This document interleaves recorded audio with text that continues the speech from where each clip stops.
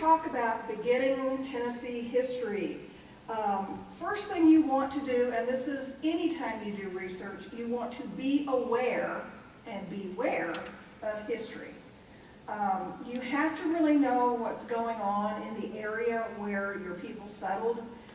Not only the big stuff like the Civil War, but also the little skirmishes that were going on, arguing about this, that, and the other, religious revivals, etc.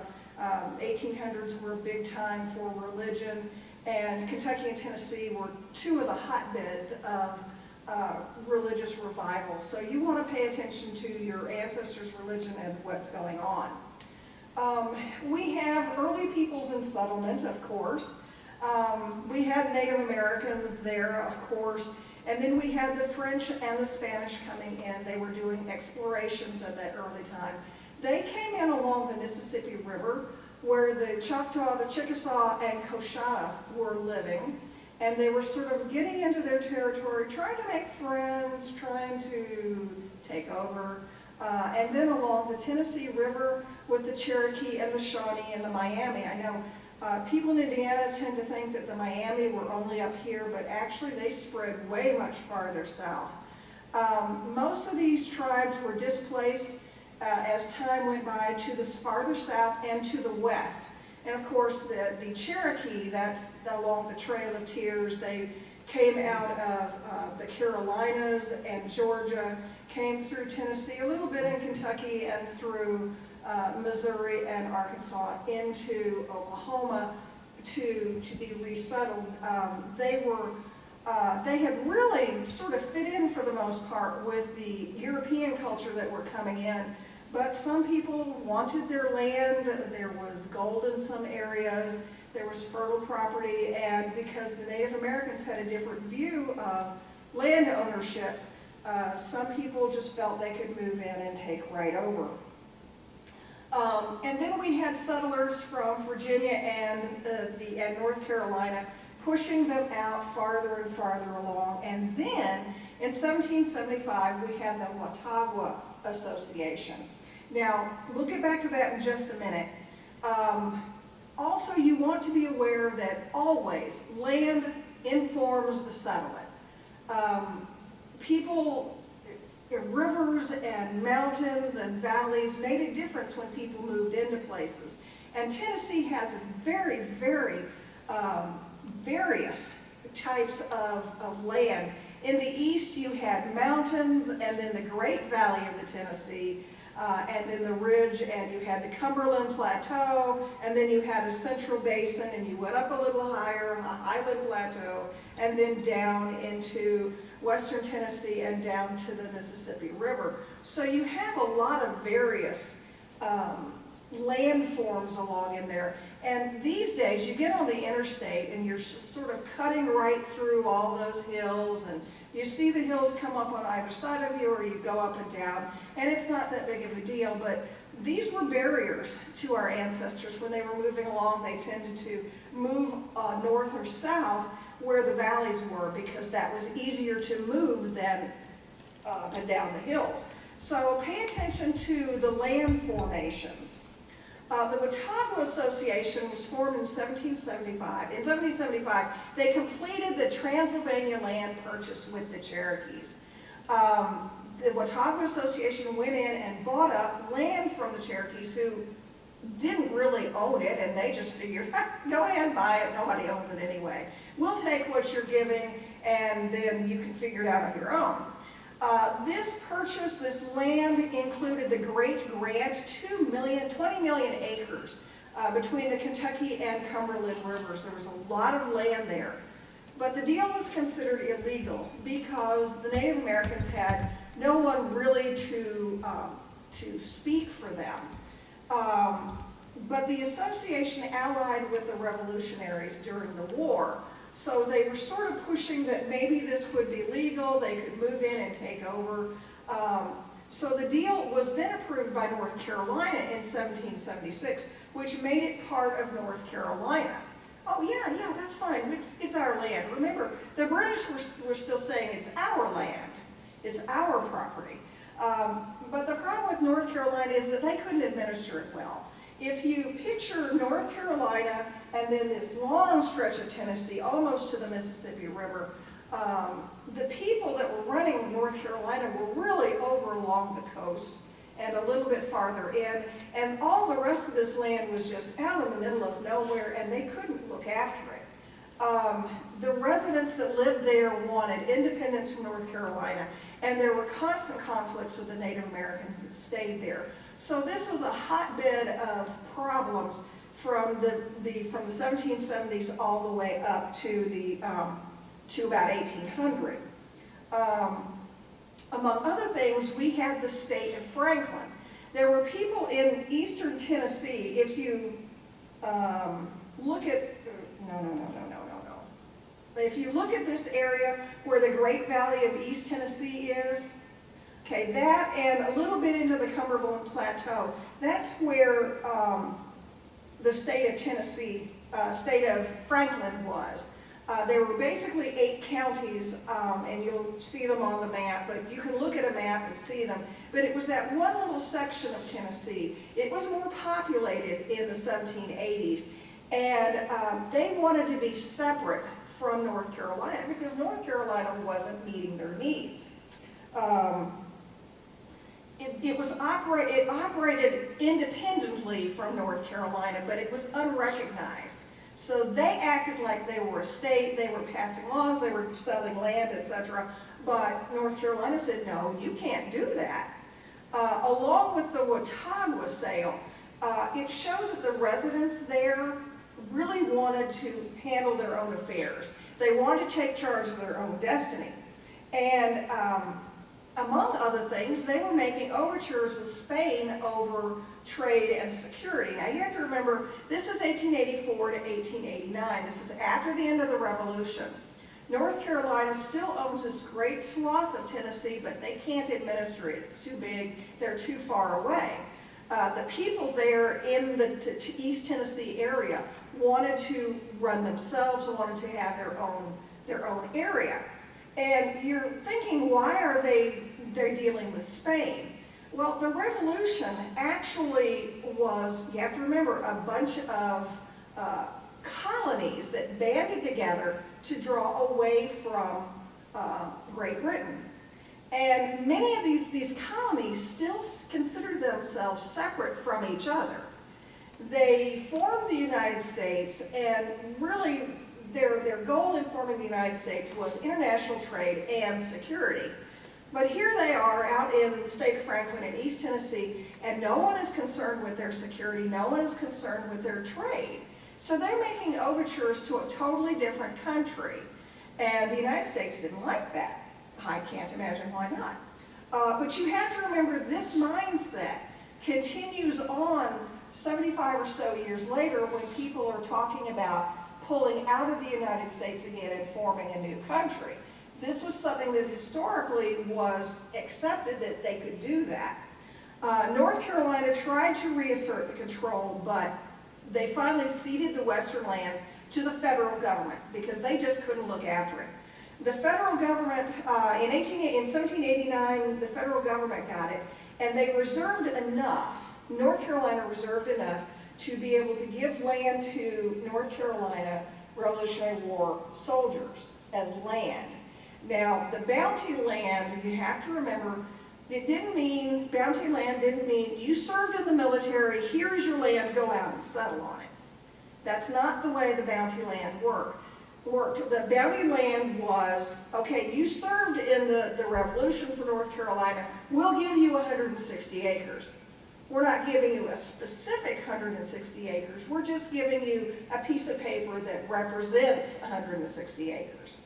And then you own this piece of property that doesn't really exist, but you don't want to move to Tennessee. That's way off in the middle of nowhere, and you're settled in North Carolina. So you sell this piece of paper to someone else and you get money for it. And then that person takes this warrant and they go into Tennessee and they claim specific land.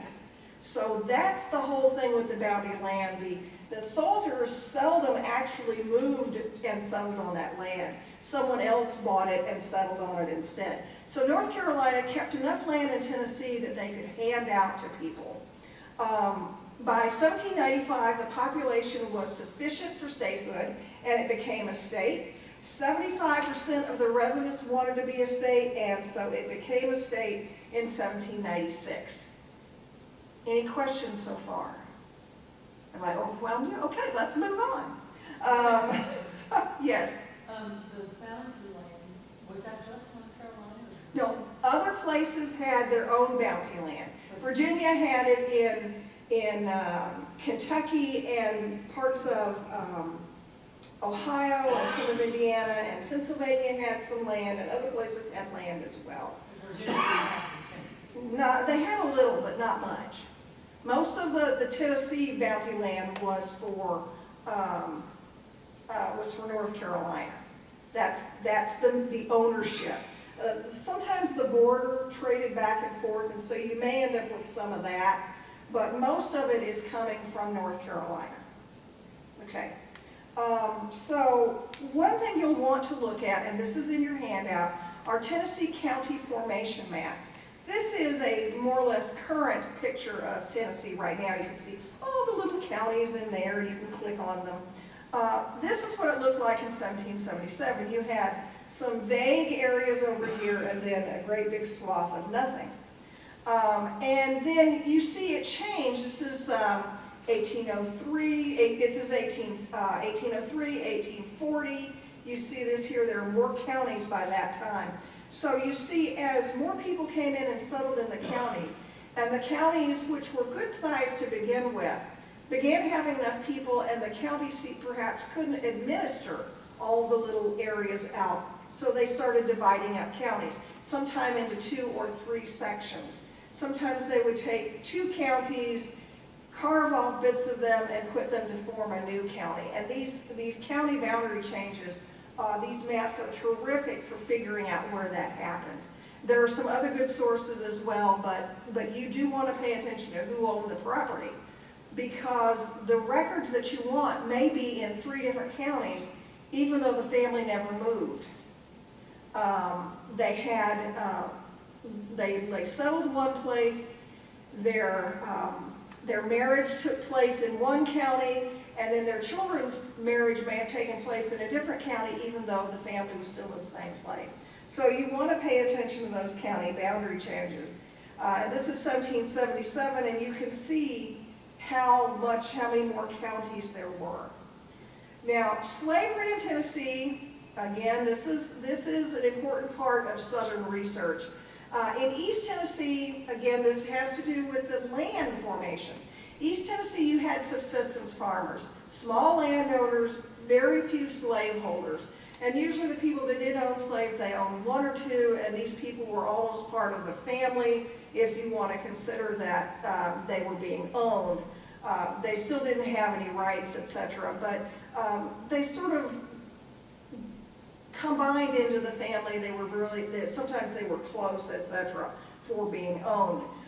Middle Tennessee and later Western Tennessee, larger land holdings, plantations were there, and these areas had more slaves. The Constitutional Convention for Tennessee of 1796 did not abolish slavery. However, the free African American men were given the right to vote if they met property and residency requirements. They had to have lived there for a certain amount of time, and they had to own property. The Constitutional Convention of 1834 rescinded this suffrage for most free African Americans. So imagine you're living there, you've been free all your life, and suddenly, well, maybe your children might not be so free. So you might want to think about moving north or somewhere that you don't have that problem. The African American population, you can see how it grew. In 1800, there were 4,000 African Americans there. By 1830, 146,000. And by 1860, 183,000. Only 7,000 of those were free. So you can see the huge African American population there, but most of them were slaves. They didn't have a say in their own futures. Now, when we get into the Civil War, you have to remember that area, the areas of subsistence farming, and then the larger plantations. In 1861, 54% of Tennesseans were against secession. However, after Fort Sumter and Lincoln's call for volunteers, the Tennesseans turned against the Union. They didn't like the federal government calling for soldiers to come and fight against another southern state. East Tennessee was against secession. These are small subsistence farmers, few slaves. Western Tennessee, with large plantations, they favored secession. And Middle Tennessee was kind of the swing vote. Some of them were pro and some of them were con, and it kind of went back and forth most of the war. East Tennessee was a center of pro-union activity.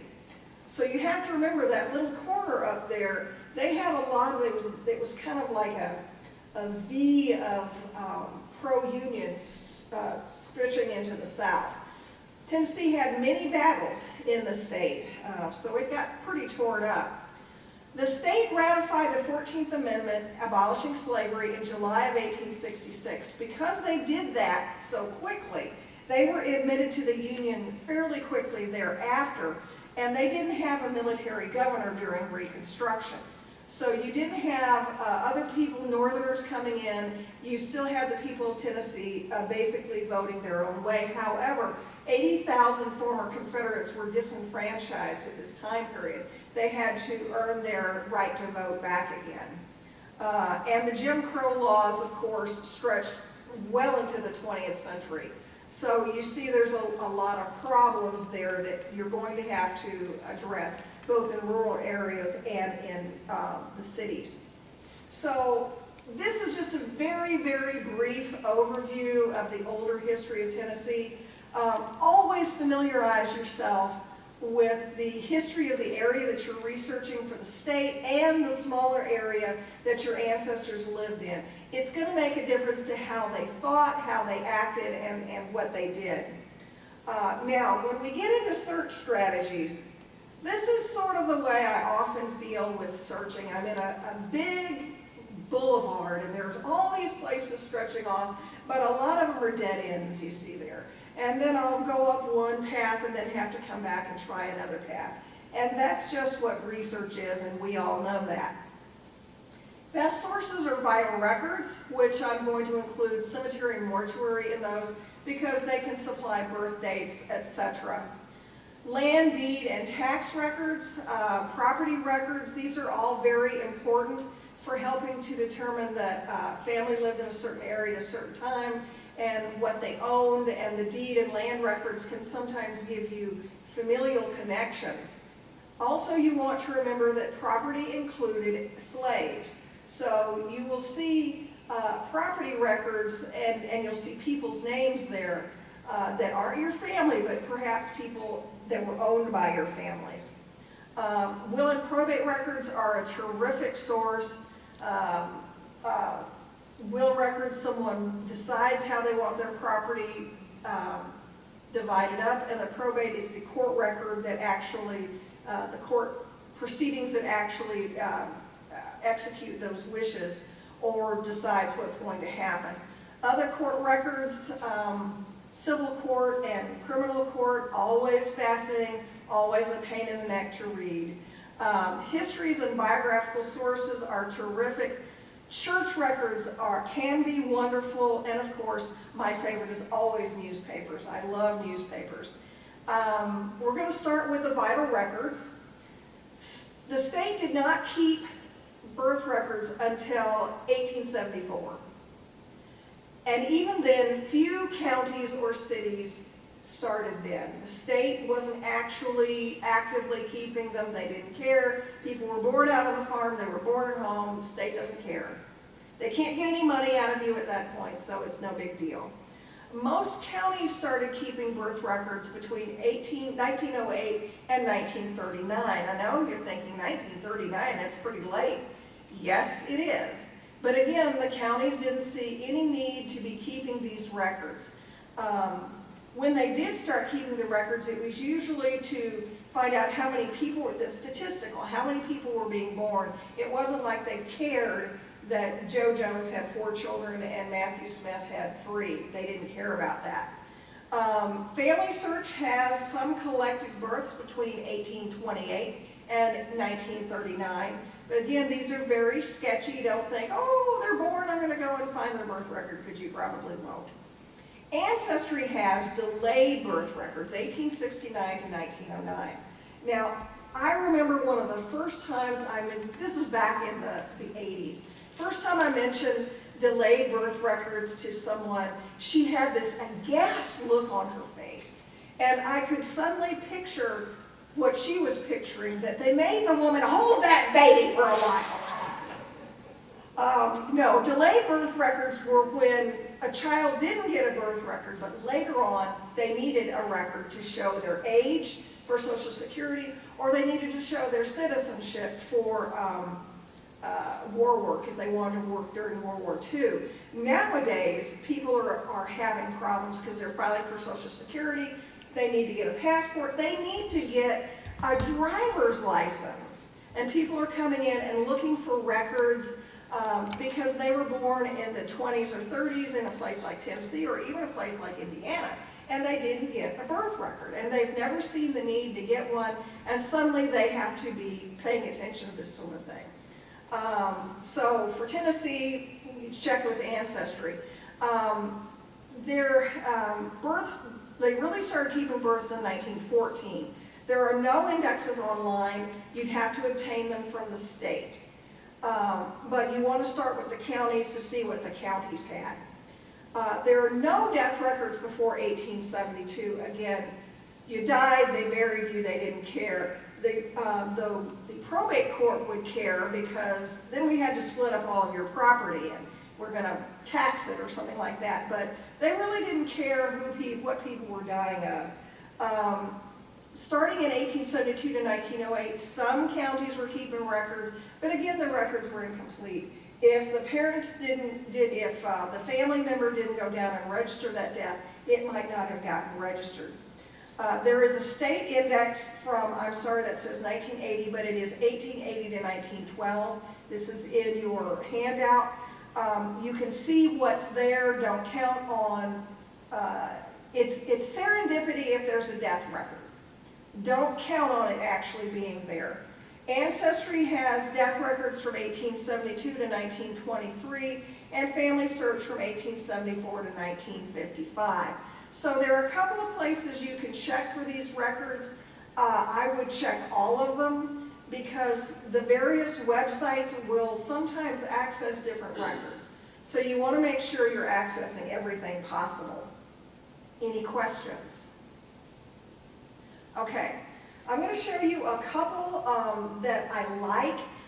This is the Tom Leatherwood Register of Deeds in Shelby County, Tennessee. And they have death records from 1949 to 2014, divorce records index from 1980 to 2014, marriage index from 1980 to 2014, and then for Shelby County, they have birth records 1874 to 1917, Chancery Court divorce records 1945 to 1997, death records 1848 to 1967, and marriage records 1820 to 2014. This is all in your handout. I really love this one, and I put it first because my mother had an older sister that died.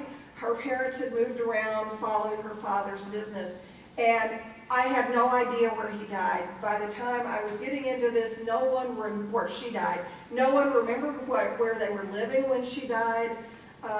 I knew where they had lived. I knew that the child was born in Lexington, Kentucky. I knew where they were living later, but at some point I knew they had lived in Nashville, in Memphis. And so one day, about 15 years ago, I ran across this website and I put her name in and I found her. And I was so pleased. Now I know what cemetery she was in and I know what she died of.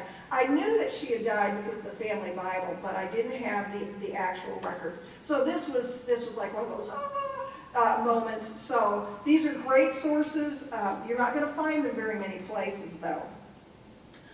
The National Metro Archives, I can't get nearly as excited about them because I didn't have anybody there, but they are good records. City births from 1881 to 1913, county births 1908 to 12, death indexes for national and for the county, and marriages for 1864 to 1916. So you see there are a lot of really good records that are only at the county level. So you want to check these counties, especially these big counties, these well-known counties, the ones with the big cities, because they're more likely to have some of these records. This is a delayed birth record from the state of Tennessee. It's on Ancestry, but like I said, there are some records in other places. You can search by the name. It provides the date and the place of birth, the parents' names, and a list of records supporting the information. Remember, this is a delayed birth record. You couldn't just go to the county and say, oh, I was born then, give me a piece of paper.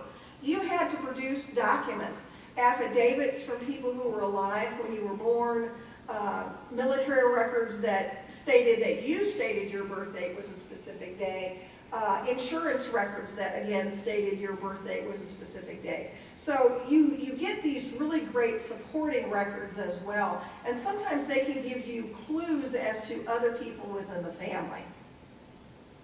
Any questions? Either I'm doing a really good job or I've lost you completely. Other death event records, mortuary and funeral homes, these can be great. But remember, not everyone used a mortuary or a funeral home. They were buried from the home, they died, they washed the body, they laid them out in the parlor, they bought a casket from Walmart or somewhere. No, they bought a casket and they buried them in the cemetery, and you have no records except the cemetery listings and the church, or perhaps an obituary. The mortuary records can offer the name of the person, the parents' names, date and places of birth and death, cause of death, where the person's buried, sometimes survivors. Information is taken from the family and given to the county to record. This is really important because this is where the county death records usually come from. Especially these days, it goes to the county, it goes to the mortuary fills out all the paperwork and turns it into the county, so the families don't have to. You can find these records in books and in periodicals or on site, either in the county library or perhaps a funeral home that still exists, or the cemetery itself. Cemetery records, it doesn't have nearly as much information, offers the names and the dates, usually not more than that. And I have instructed my husband that when I die, because genetics tell me I'm going to die first, I want more than just the years on that tombstone. I want the actual dates. Years on tombstones are useless. Okay, I'll get off my soapbox. Cemetery interment records can be really good if the cemeteries kept them, not all did. Sometimes the interment records will tell you a cause of death, the exact plot, etc., because believe it or not, gravestones get stolen, they fall over and then get kind of buried under the dirt, or they fall apart, they deteriorate, you can't read them anymore. If it's a big cemetery, they probably have some type of interment records. If it's a little cemetery out in the country that was on somebody's land or part of a church, a small church, you're probably not going to get interment records beyond what you would see that there was a funeral. Again, you can find these records in books, periodicals, and on site. You can also use things like Find a Grave and Billion Graves. How many of you have used one of those? Yeah, everybody loves the Find a Grave. Billion Graves tend to be more Western, but I find different things on them. Do remember, not everything on Find a Grave is accurate, and not everything is on there. I know some people come in and I tell them, well, you know, we have books of cemetery listings. Oh, I've looked at Find a Grave. You still want to look at the books because something may be there that wasn't when someone read the cemetery for Find a Grave. I love Find a Grave, but you have to check in all the sources. Land, property, and tax records, you'll find these usually at the courthouse for the county. They will prove the person's presence in the area. Sometimes it will provide a previous location and names of family members because you might have witnesses, or a spouse might be on the deed as well, so you want to pay attention to that. This one that you're looking at right here is Hawkins County, Tennessee, 1801. I know you can read that really well. This is a William Lane Jr., Samuel Smith indenture, a payment of more than $600 for 100 acres, and the description is beginning at a beech tree. Now, you think in the 216 years since then that beech tree might be gone? I think so. And it lists witnesses as James Latham and James Perriman. Now, this is called an indenture, and the reason it's called an indenture for a land record is because at one point, when they would go in and you would have someone write out the land record, that this much money was paid for this and they own this property, and they would make a copy of it to go to the other person. Each person got one, and then there was a copy for the courthouse. And then they would fold those papers and tear it at the top so that you had sort of a jagged edge.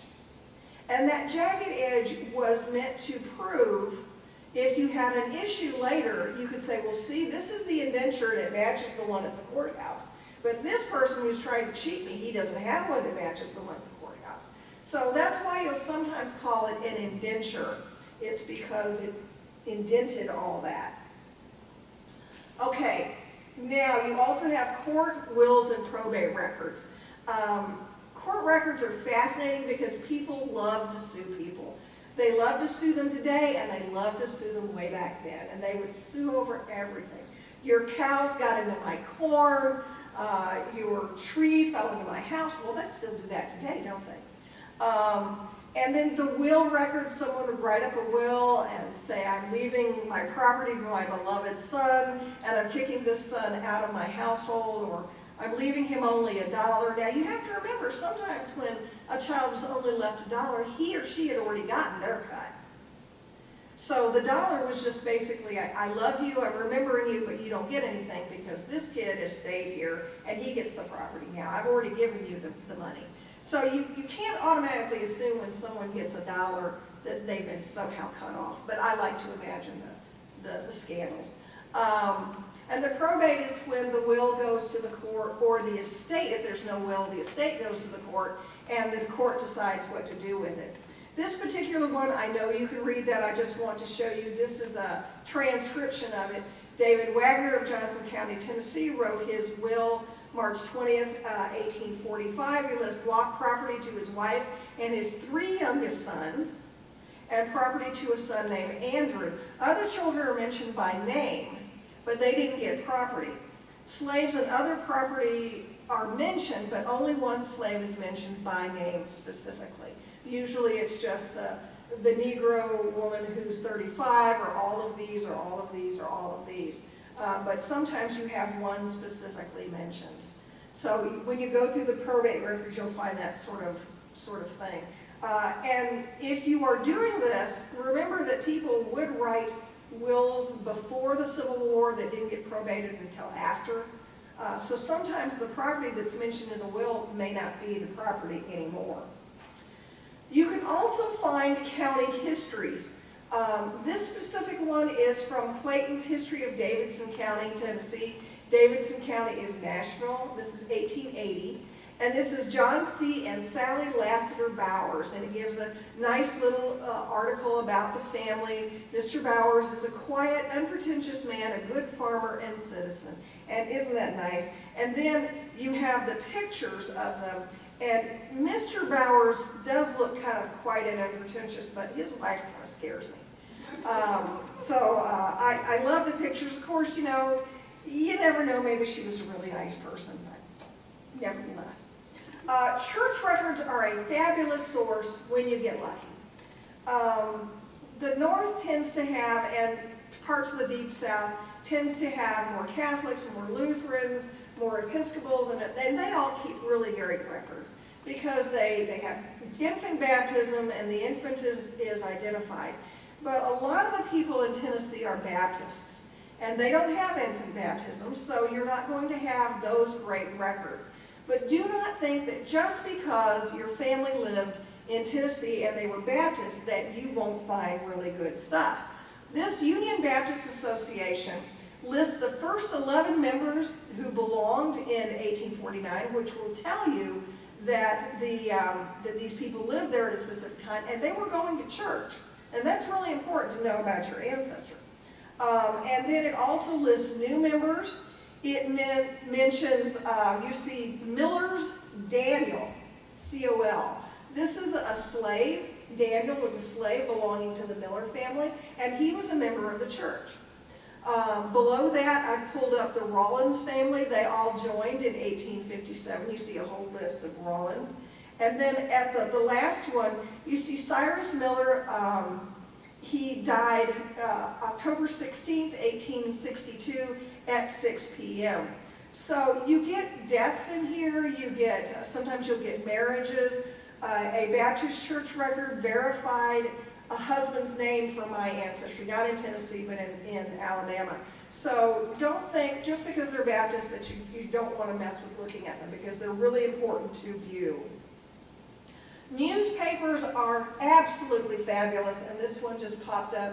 I'm sorry, it shouldn't have.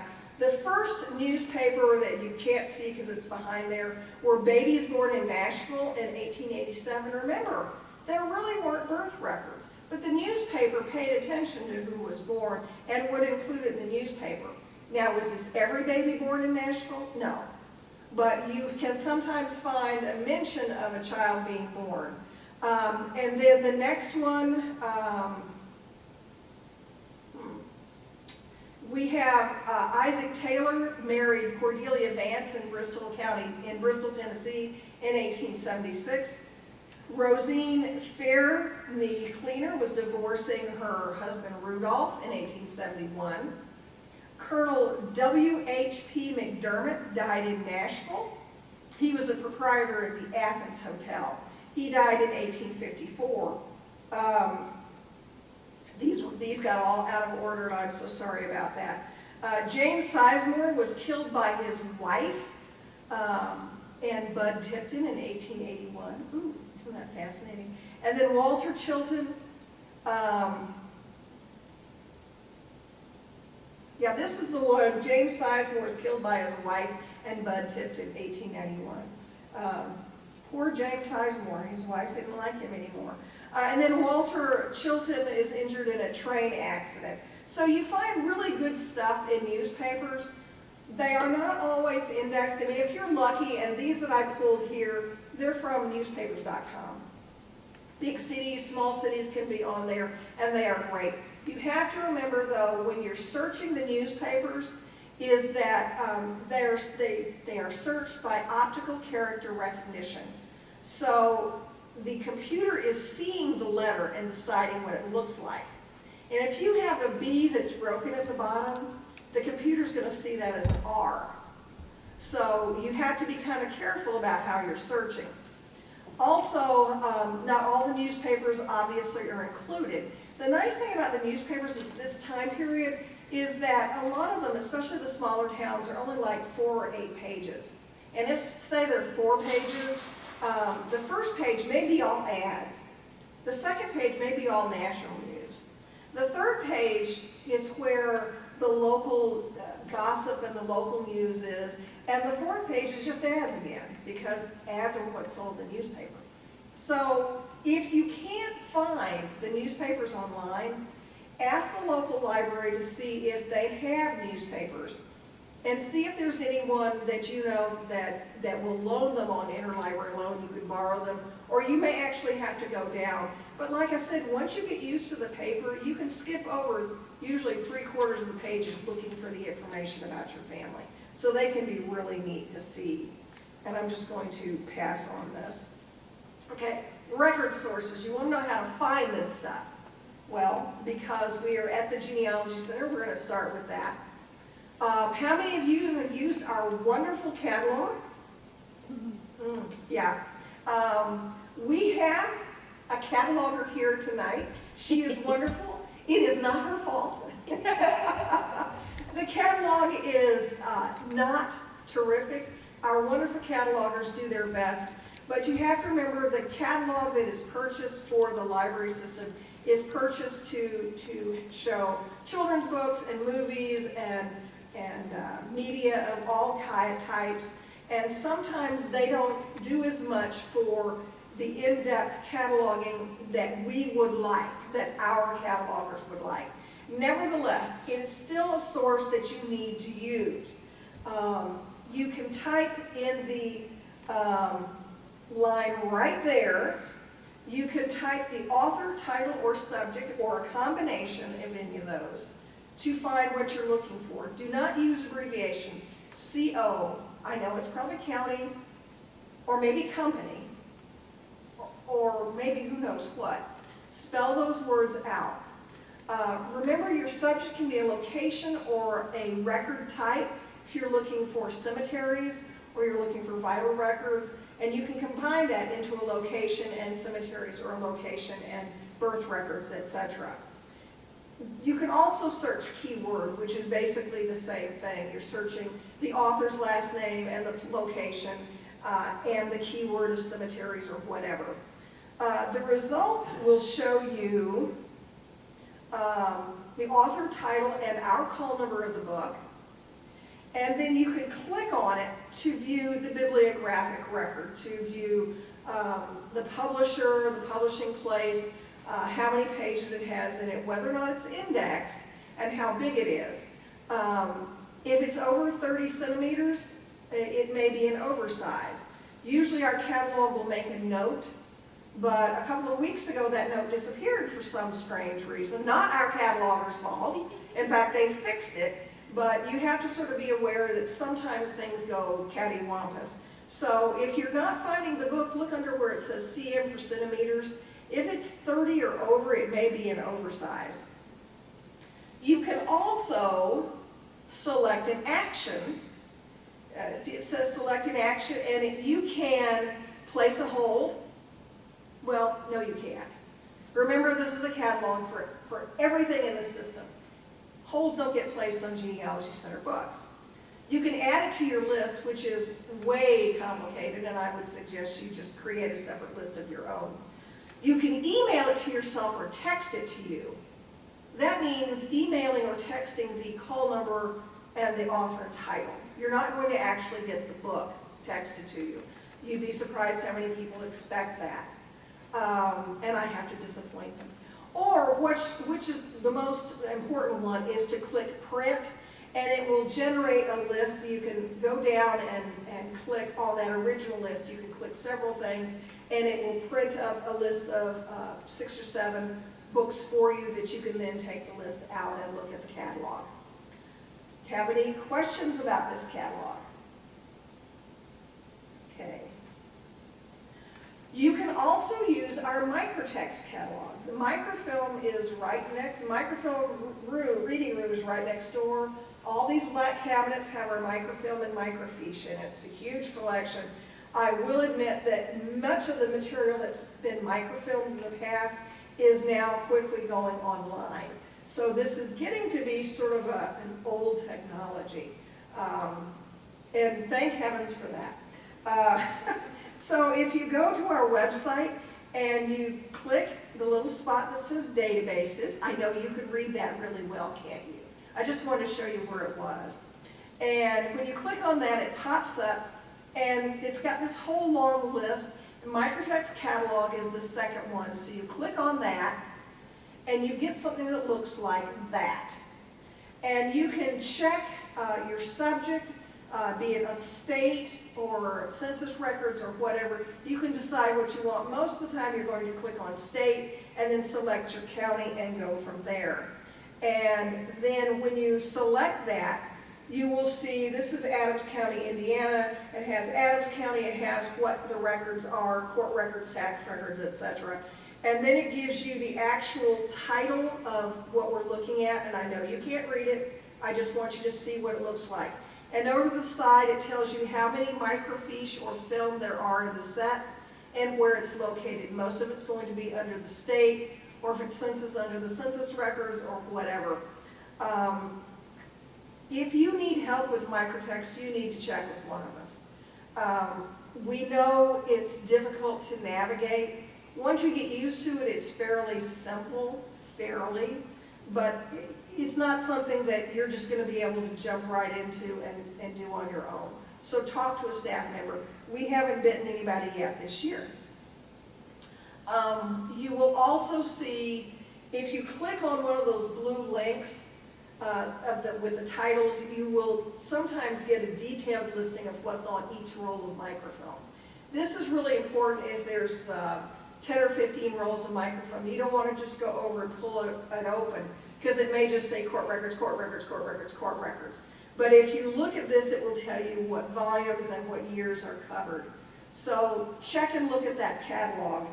See, you click on these highlighted blue spaces. See, you all should have sat closer here, right?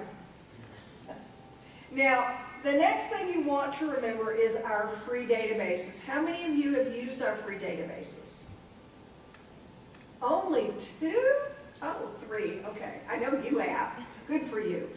Okay, so when you want to look at the databases, you go to that same spot at the top, the databases, and it pops up and you pick one of the free databases. There are a number of them by various states, other states, if it's not Indiana, or Allen County Records, the Microtext catalog, etc.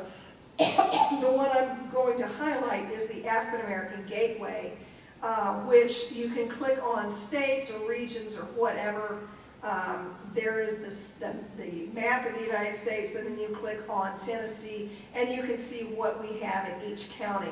So if you're doing research like that, you might want to take a few minutes and look at that as well, and the other free databases on there. And of course, our on-site databases. So again, you go to the databases, and you click on that, and it gives you free databases or on-site. So you pick the on-site databases. We have Ancestry, Accessible Archives, and the African American Historical Newspapers, African American Heritage, American Ancestors, Find My Past with the Periodical Source Index, Fold3Newspapers.com, and the Slavery, Anti-Slavery, a Transnational Archive. So we have a lot of different databases that you can't access at home. You have to go in through our computers or our website to locate these. Any questions? Now, I'm not going to go through each one of these because each one of these would be a whole talk in and of itself. But if you have trouble, or if you're not sure what something is, check with one of us. Again, we're usually pretty nice people. That's your listing right there. Now, periodicals. We have the largest collection of genealogy and local history periodicals probably in the world, and I'm including the Library of Congress in that because they may have a lot, but it's difficult to access and not nearly as easy to use. You would want to look at our catalog for the state, for the county or the country. If you're interested in something in Ireland or whatever, you want to put that in the catalog. If you're interested in a specific county and state, you put that in the catalog. Our periodicals eventually get bound into a hardback book and then shelved where they belong by subject. They may come in like a little magazine of 2 or 3 pages, or a little bit bigger than that, but eventually we bind them to make them last longer. Some periodicals, most of our periodicals that are not family history periodicals are indexed on the Periodical Source Index, or PERSI, which is a terrific website, terrific source. We have created that. We've been working on it since 1985. And I was an encoder and an editor for more than 25 years. So I really love PERSI. It's a great source. It is not a beginner's tool. A beginner would be probably overwhelmed, but when you have scraped the bottom of the barrel and every other thing, PERSI is where you might find something. I helped a couple earlier this summer. They came in, I told them how to use it. She didn't find anything in PERSI, but he found an article that provided a link that led him with 3 or 4 steps to finding exactly what he needed. So you can open up doors with the Periodical Source Index. There is a Percy helps. Have any of you used Percy? Yeah, okay. Some of you have, some of you haven't. You might want to take a few minutes and go onto our on-site databases and play with it. But we have a help session as part of Family History Month. It's on October 18th at 6:30. It'll be in here. If you have your own computer, you can use it. You can bring it with you, but we will also have the library's laptop lab in here. So we will have computers. We can't guarantee one for everyone. But we will have some in here that you'll be able to use if you don't have one of your own. And if you haven't used Percy, this is really something you want to use. With Percy, I will show you how to use this one. This is what you see when you go in through our website. You can either search a name, or remember this is a surname, not a surname and first name. You won't find usually specific people, but you'll find Jones family or Holt family or whatever. And you can look at there and see if your person is listed. And most of the time you'll be using location materials, picking the state and then the county, and then you want church records or you want cemetery listings. It works kind of like a library catalog. And this is what this search looks like. You click on it and it allows you to narrow down your subjects. I don't like the search very well, I'm just being honest with you, but the source itself is terrific. I can't throw the baby out with the bathwater. Getting close now. Any questions on Percy? Now that I've completely, I don't know. That's something You have to use it. It's a great source. There are some other places I want to mention. The Tennessee State Library and Archives, they have a great website. They have a chat room option right there where you can get on there and you can chat with somebody. Now, there's not going to be somebody there 24 hours a day, I doubt, at least I don't think so. But you can ask them, do you have this, do you have that? How do you suggest I search for?